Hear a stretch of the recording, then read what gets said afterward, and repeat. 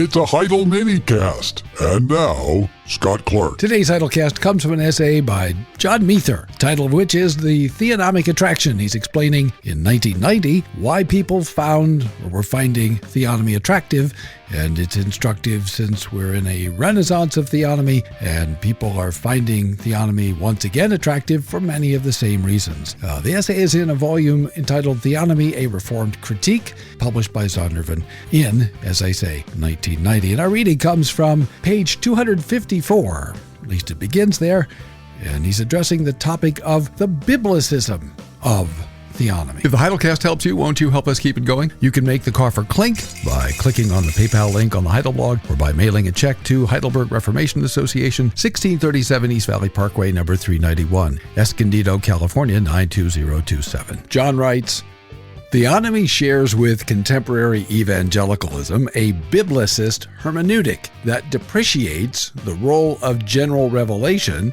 and insists on using the Bible as though it were a textbook for all of life. This is a mindset characteristic of contemporary evangelicalism, and it is not limited to one side of the political spectrum. Fundamentalists use the Bible as a textbook on geology, finding evidence of a literal six-day creation and a 10,000-year-old earth. Evangelical social activists, like Ronald Sider, see the Bible as a textbook on economics, claiming, for example, that in the Old Testament Jubilee we find instruction on economic redistribution. Theonomic literature displays the same sort of hermeneutic. Dominion Press of Fort Worth, Texas, has published a multi-volume series called Biblical Blueprints.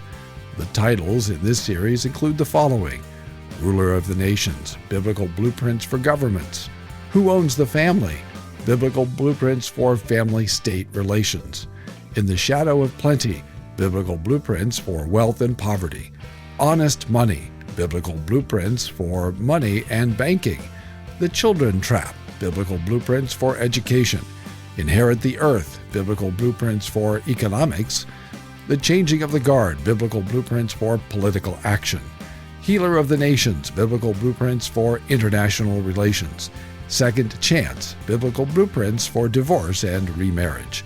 These blueprints offer specific biblical proof texts for many contemporary issues.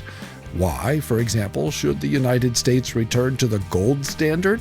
Because careful and prudent economic analysis suggests it will produce a healthier economy?